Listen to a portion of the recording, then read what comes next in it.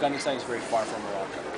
How does it feel to be recognized by an institute and a think tank in Morocco about your work that you have done in Afghanistan, and especially with the distance that you were talking about?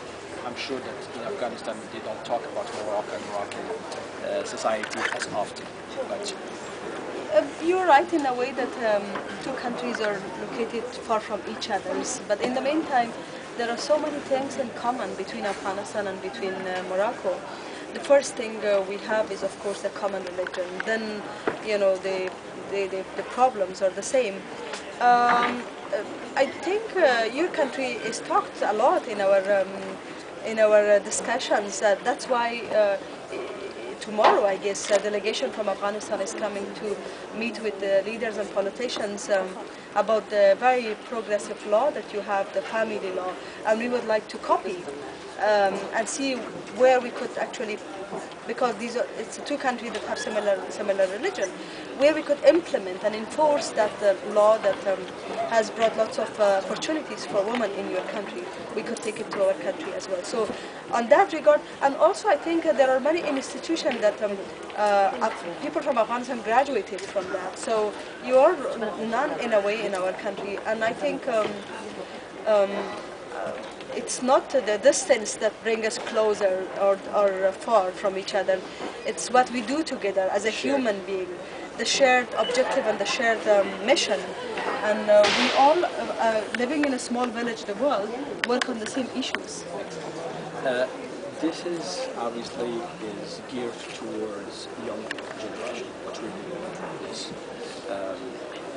I'm going to phrase the questions in two parts. First is, how do you see the revolution of the young generation taking part of the main revolution in Afghanistan? We're talking about 2013, the elections and so on. And then the second part is, if you can give us a little bit of a visibility about young women generation in Afghanistan and how you would like to see them take part in this grandiose revolution of Afghanistan. You know that Afghanistan luckily is a young nation, in a way that the majority of Afghan society are young. Youth between 25 to 35%, make 17 million population of Afghanistan, which is above 50%. They have been the main driven factor for the change in Afghanistan. They control media, and I think nowhere in the world people are empowered, young people are empowered as they are in Afghanistan media. Basically they control the whole media, young boys and girls. They control the social media as well, like Facebook and Twitter and all of those social media. In education and higher education sector, youth are there. And I think they are part of this transformed Afghanistan society. They don't want to go back to the dark period of history. They would like to move forward.